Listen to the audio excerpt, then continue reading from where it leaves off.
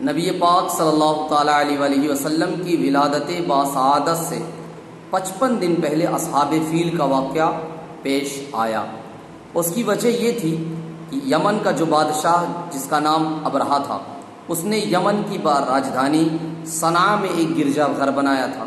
اس کا ماننا یہ تھا کہ جو حاجی حضرات خانہ کعبہ کا طواف کرتے ہیں وہ خانہ کعبہ نہ جا کر ہمارے گرجا گھر یعنی یمن میں صنعا آ کر وہاں اس کے چاروں طرف طواف کرے تو اس سے ہمارا فائدہ ہوگا۔ لیکن جب عرب کے لوگوں کو یہ معلوم چلا تو عرب کے ایک شخص نے وہاں جا کر وہاں گندگی کر دی۔ جب ابرہہ کو یہ خبر ہوئی تو بہت طیش میں آیا، بہت غضب ہوا، غضبناک ہو گیا، اور اس نے خانہ کعبہ کو ڈھانے یعنی منہدم کرنے کا ارادہ کر لیا۔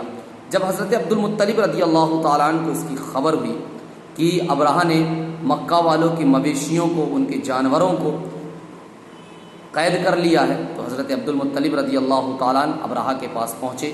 ابرہہ نے جب دیکھا کہ ایک بڑی لمبی قد و قامت اور روب و دبدبہ کے مالک حضرت عبد المطلب رضی اللہ تعالیٰ عنہ تشریف لائے ہیں تو آپ کو اپنے بغل میں بیٹھایا اور آنے کا سبب پوچھا۔ تو حضرت عبد المطلب رضی اللہ تعالیٰ عنہ نے کہا کہ میں نے سنا ہے کہ تم نے ہمارے مویشیوں کو قبضہ کر لیا ہے، مویشیوں کو قید کر لیا ہے۔ میں اپنے مویشی چاہتا ہوں، میرے اونٹ ہیں، ان میں میرے اونٹ میرے حوالے کر دو، ان مویشیوں کو چھوڑ دو۔ ابرہہ نے کہا میں نے تو سوچا تھا کہ تم خانہ کعبہ کی حفاظت کے لیے، خانہ کعبہ کو بچانے کے لیے آؤ گے، مجھ سے خانہ کعبہ کو منہدم نہ کرنے کے لیے کہو گے، لیکن تم کیسی بات کر رہے ہو، تم اونٹ بچانے کے لیے آئے ہو۔ تو حضرت عبد المطلب رضی اللہ تعالیٰ نے کہا کہ خانہ کعبہ خدا کا گھر ہے، وہ خود اپنے گھر کی حفاظت کرے گا، وہ خود اپنے گھر کو بچا لے گا، مجھے کعبہ کی ذرا بھی فکر نہیں ہے۔ یہ سن کر ابرہہ بہت غصہ ہوا اور اس نے حضرت عبد المطلب رضی اللہ تعالیٰ عنہ کے تمام تر اونٹ اور تمام تر مویشیوں کو جو اس نے مکہ کے رہنے والوں کے مویشی قبضہ کر لیے تھے چھوڑ دیا۔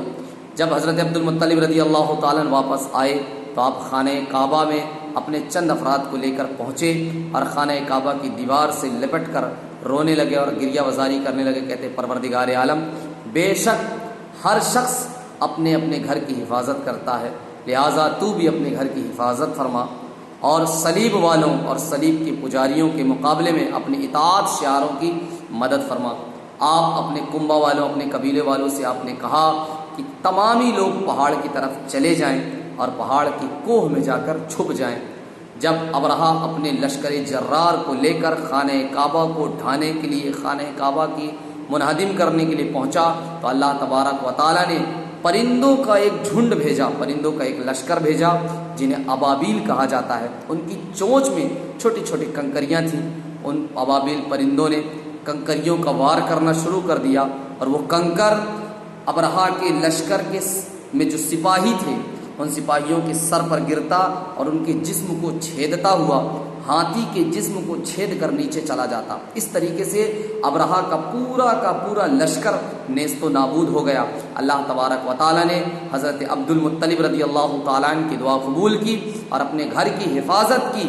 تو آپ سوچیں جب حضرت عبد المطلب رضی اللہ تعالیٰ عنہ جو کہ نبی رحمت صلی اللہ تعالیٰ علیہ وآلہ وسلم کے دادا جان ہیں، ان کی دعا کا یہ عالم ہے، تو ہمارے حبیب مصطفیٰ سرور کائنات صلی اللہ تعالیٰ علیہ وآلہ وسلم کی دعا کا کیا عالم رہا ہوگا۔ یہ پورا واقعہ 30ویں پارے میں سورہ فیل میں الم تر کیف فعل ربک باصحاب الفیل میں پورا واقعہ ہے۔ آپ اس پورے واقعہ کو کنز الایمان میں پڑھ سکتے ہیں۔ السلام علیکم۔